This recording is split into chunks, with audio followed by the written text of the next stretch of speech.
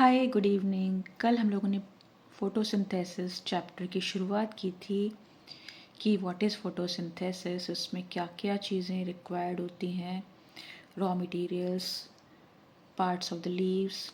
आज हम पढ़ेंगे very important part of the plant, stomata. Without stomata exchange of gases cannot takes place. Exchange gases नहीं हो सकती हैं। And where are they present? So, stomata are present maximum on the lower epidermis of the leaves. अब ये stomata काम कैसे करते हैं?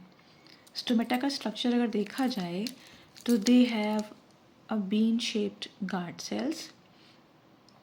इनकी इनर वॉल थिक होती है, आउटर वॉल थिन होती है, and they are surrounded by neighbouring epidermal cells of the lower epidermis.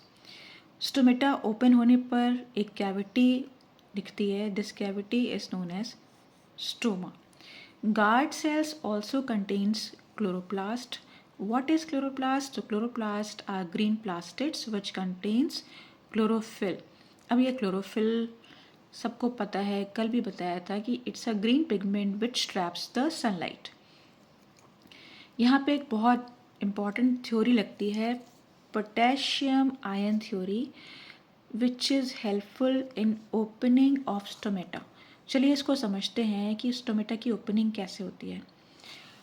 जैसे मैंने बताया, गार्ड सेल्स में भी क्लोरोप्लास्ट होते हैं। तो जब sunlight during day time sunlight falls on stomata और द लीव्स, गार्ड सेल्स के क्लोरोप्लास्ट में जो क्लोरोफिल होता है वो एक्टिवेट हो जाता है, because chlorophyll have tendency to trap sunlight. और उसके बाद फिर एपिडर्मल सेल्स में जो एनर्जी प्रोड्यूस होती है एटीपी, वो एनर्जी पोटेशियम आयन को गार्ड सेल्स में पंप करती है। Chloroplast photosynthesize and produces ATP. ATP generate होती है ड्यूरिंग फोटोसिंथेसिस। ये एटीपी हेल्प करती है पोटेशियम आयन को गार्ड सेल्स में जाने के लिए। कहाँ से? ऑब्वियसली ये एपिडर्मल सेल से पोटेशियम आयन्स गार्ड सेल्स के अंदर भर जाते हैं। ऑब्वियसली जब पोटेशियम आयन की कंसनट्रेशन ज़्यादा हो गई तो गार्ड सेल्स के अंदर का लिक्विड जो है कैसा हो जाएगा? हाइपरटोनिक। हाइपर मतलब हाईली, टॉनिक मतलब कंसनट्रेटेड। हाइपरटोनिक सोल्यूशन हो जाता है गार्ड सेल के अंदर का, यानी कि हाईली कंसनट्रेटेड। उसको बैलेंस करने के लिए जो वाटर मॉलिक्यूल्स हैं वो गार्ड सेल्स के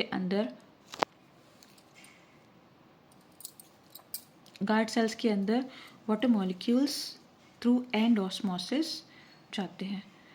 तो गार्ड सेल्स बिकम्स टर्जिड, फूल जाती हैं, and that is why they open outwards, बाहर की तरफ खींचते हैं, and stomata open and stomatal pores open. ठीक है। इसके बाद आता है जब दिन का टाइम होता है तो स्टोमेटा ओपन्स। जब दिन ढल जाता है, शाम हो जाती है, means there is no supply of sunlight, तो ऑब्वियसली पोटेशियम आयन की पंपिंग नहीं हो पाती है। तब यही पोटेशियम आयन गार्ड सेल से रिलीज होकर के वापस एपिडर्मल सेल्स में चले जाते हैं, यानी कि potassium ion leak out to epidermal cells via exosmosis, यानी कि गार्ड सेल से बाहर की तरफ आ रहे हैं तो ये एक्स ऑस्मोसिस के थ्रू आ रहे हैं। और गार्ड सेल्स के अंदर के जो लिक्विड है वो कैसा हो जाता है? लो कंसनट्रेटेड, यानी कि हाइपोटोनिक। गार्ड सेल्स फिर कैसे हो जाते हैं? फ्लैसिड, यानी कि पिचक जाते हैं, और स्टोमेटल पोर क्लोज हो जाता है। ये थ्योरी है opening and closing of stomata, which takes a very important role in the process of photosynthesis, which help in exchange of gases as well as transpiration. Next topic में पढ़ेंगे कि steps of photosynthesis, यानी कि light dependent phase and light independent phase. Bye for now.